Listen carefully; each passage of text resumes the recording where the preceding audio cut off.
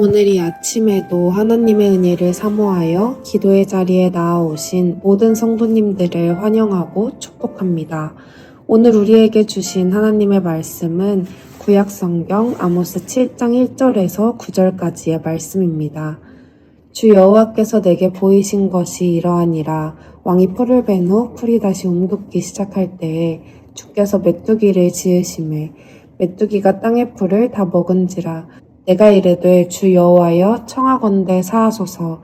야곱이 미약하오니 어떻게 서리이까 하매 여호와께서 이에 대하여 뜻을 돌이키셨으므로 이것이 이루어지지 아니하리라. 여호와께서 말씀하셨느니라. 주 여호와께서 또 내게 보이신 것이 이러하니라. 주 여호와께서 명령하여 불로 징벌하게 하시니 불이 큰 바다를 삼키고 육지까지 먹으려 하는지라. 이에 내가 이르되 주 여호와여 청하건대 그치소서. 야곱이 미약하오니 어떻게 서리이까 하매 주 여호와께서 이에 대하여 뜻을 돌이켜 주 여호와께서 이르시되 이것도 이루지 아니하리라 하시니라. 또 내게 보이신 것이 이러하니라. 다림줄을 가지고 쌓은 담 곁에 주께서 손에 다림줄을 잡고 서셨더니 여호와께서 내게 이르시되 아모스야 내가 무엇을 보느냐. 내가 대답하되 다림줄이니이다. 주께서 이르시되 내가 다림줄을 내 백성 이스라엘 가운데 두고 다시는 용서하지 아니하리니 이삭의 산당들이 황폐되며 이스라엘의 성소들이 파괴될 것이라. 내가 일어나 칼로 여로보암의 집을 치리라 하시니라. 아멘. 사람은 무언가에 집중할 때 집중하는 대상에 대한 정보를 자연스럽게 감각적으로 받아들이고 반응합니다. 세상을 살아갈 때 일상에서 저희의 본능이 매일, 매 순간 많은 정보를 받아들인다면 의지적으로 하나님께 저희는 얼마나 시선을 두고 반응하며 살아가고 있을까요? 저희는 지금 이 세상 속을 살아가면서 무엇에 우선순위를 두고 집중하며 살아가야 하는지에 대해 다시금 계속해서 점검해야 합니다.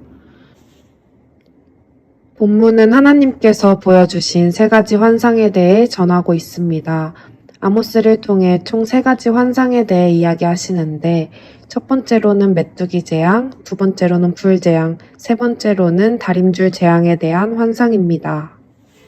하나님께서는 선지자 아모스에게 내리고자 하시는 재앙을 환상을 통해 먼저 보여주셨고 아모스가 이스라엘 백성들을 향한 긍휼한 마음을 담아 하나님께 간구함으로 첫 번째, 두 번째 재앙에 대한 자신의 뜻을 돌이키십니다. 두 번째 재앙에 이어 세 번째 재앙을 보여주셨을 때에는 아모스 또한 기도할 수 없었습니다. 다림줄 재앙의 모습이 선지자인 아모스가 보기에도 너무나도 명확했던 것이지요. 하나님께서 더 이상 심판을 피할 수 없을 만큼 백성들의 죄가 반복되고 있었기 때문에 아모스를 통해 세 가지 재앙과 심판에 대해 말씀하셨습니다.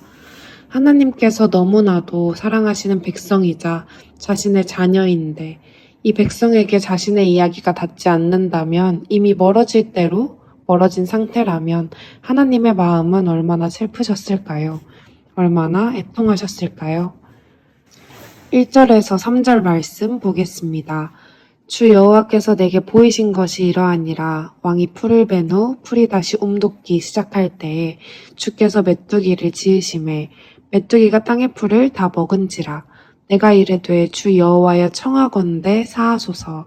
야곱이 미약하오니 어떻게 서리이까 하매 여호와께서 이에 대하여 뜻을 돌이키셨으므로 이것이 이루어지지 아니하리라. 여호와께서 말씀하셨느니라. 메뚜기 재앙에 대해 말씀하실 때 왕이 풀을 벤 후 풀을 다시 움돋기 시작할 때에 주께서 메뚜기를 지으신다고 말씀하셨습니다. 왕이 풀을 벤다라는 말은 이 시대에는 농사를 지은 후 제일 먼저 자신의 작물의 일부를 나라에 바치는 문화가 있었습니다. 그리고 그 후 풀을 다시 움돋기 시작할 때에 라고 말하는 이때는 보리 뒤에 거두는 밀을 수확하는 시기로 밀은 농부가 먹고 살아야 할 곡식을 이야기합니다.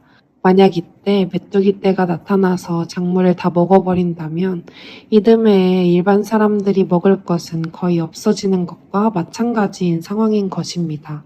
저희의 일상에 적용한다면 월 급여에서 나라에 내는 공과금 이외 저희가 받아야 할 돈이 어떠한 상황으로 인해 없어지는 것과 비슷한 상황인 것이지요. 여기에서 한 가지 짚고 넘어가야 할 부분은 2절 이후 말씀에 나오는 야곱이라는 말이 다른 의미로 이스라엘을 의미합니다. 연약한 백성인 이스라엘이 하나님께서 이름을 바꾸셨던 야곱의 신분에서부터, 즉 하나님의 백성인 자신의 신분을 망각한 이스라엘 백성들이 처음부터 모든 것을 다시 시작해야 하는 위치에 와 있다고 보는 것입니다.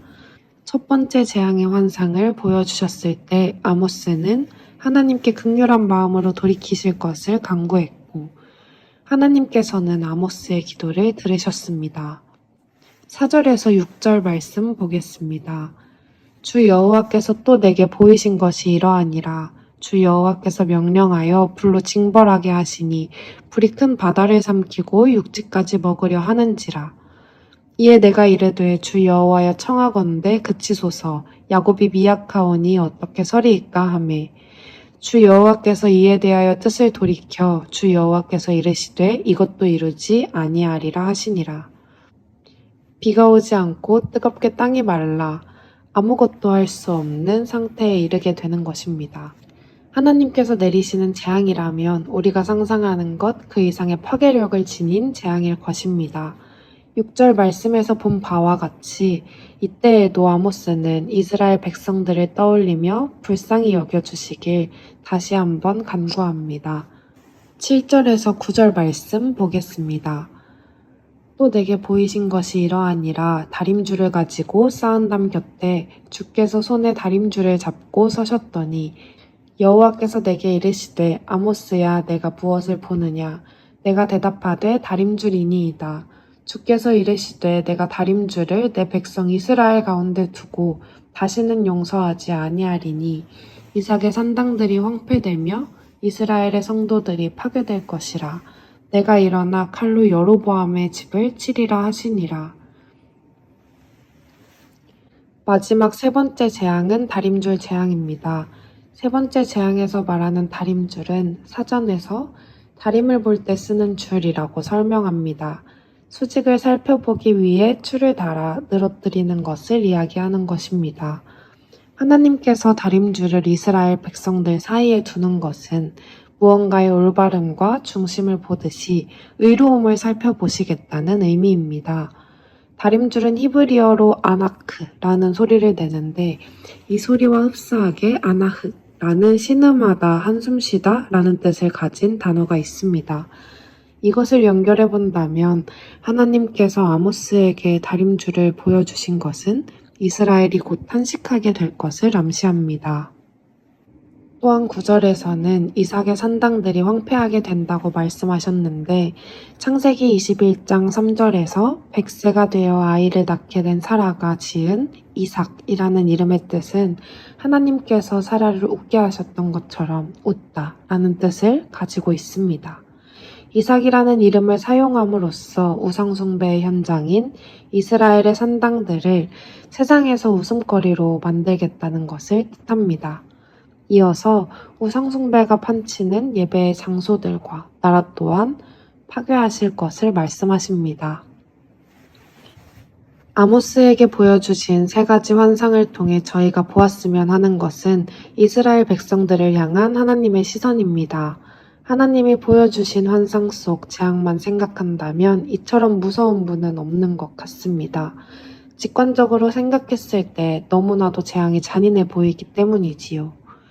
그런데 하나님의 마음은 우리를 사랑하셔서 재앙을 내려서라도 멈추어 다시 돌이키길 원하십니다. 서로 사랑하길 원하시고 세상이 아닌 진리 안에서 자유하길 원하십니다. 자신이 사랑하는 백성이자 자녀들을 향한 기다림 끝에 이제는 재앙을 내려야 들을 것만 같이 보여지는 이 현실이 얼마나 속상하실지 가늠조차 되지 않습니다. 하나님께서는 우리가 무엇을 보길 원하실까요? 세상의 즐거움과 편안함과 안락함으로부터 오는 자유와 진리로부터 오는 아름다운 자유 중에 어느 것을 선택하며 살아가길 원하실까요? 아모스처럼 극률한 마음으로 간절함을 담아 누군가를 위해 하나님 앞에 기도하고 계신가요? 혹시나 하나님 앞에 부끄러운 모습을 멈추는 것을 두려워하고 계시지는 않는지요? 아무도 보이지 않는 곳에서 꽁꽁 숨겨놓은 자신의 죄된 모습을 하나님께서 알지 못하신다고 생각하고 계시지는 않는지요? 저와 성도님 모두 진실함으로 오늘을 살아가길 원합니다. 세상을 살아갈 때 치열하고 분명히 넘어지는 순간도 있겠지만 언제나 다시 붙잡는 마음과 시선의 중심은 오직 하나님 한 분이시길 소망하고 하나님 앞에 부끄러운 모습이 있다면 저희의 기도를 들으시는 하나님 앞에 고백하고 회개하고 다시금 용서하시는 하나님 안에서 함께 살아가길 원합니다. 오늘날 우리를 너무나도 사랑하시는 하나님 앞에 우리의 마음을 고백하고 다시금 회개하고 하나님 앞에 감격함으로 돌아서는 은혜가 저와 성도님들의 삶에 임하시기를 하나님의 이름으로 마음 담아 축복합니다. 기도하겠습니다. 사랑의 하나님, 우리는 너무나도 연약하기에 오늘도 하나님을 더욱 의지하길 원합니다. 또한 우리의 죄된 모습들을 하나님 앞에 회개하며 나아갑니다. 살아계신 하나님의 말씀을 듣고 깨달아 알고 믿음으로 행할 수 있도록 우리의 눈과 귀를 열어주시길 원하고 삶의 주인 되신 하나님을 매 순간 저희의 마음의 중심으로 보시길 원합니다. 그리고 우리 개인의 기도 제목을 놓고 우리의 가정과 다음 세대 자녀들, 청년들을 위해 기도해 주십시오. 또한 임시거처에서 예배드리고 있는 우리 교회에 하나님이 예비하신 예배 장소를 허락해 주시기를 기도해 주시기 바랍니다. 마지막으로 나라와 민족과 온 열방에 하나님의 나라가 세워지기를 한 마음과 한 뜻으로 기도하며 나아가시겠습니다. 함께 기도하시겠습니다.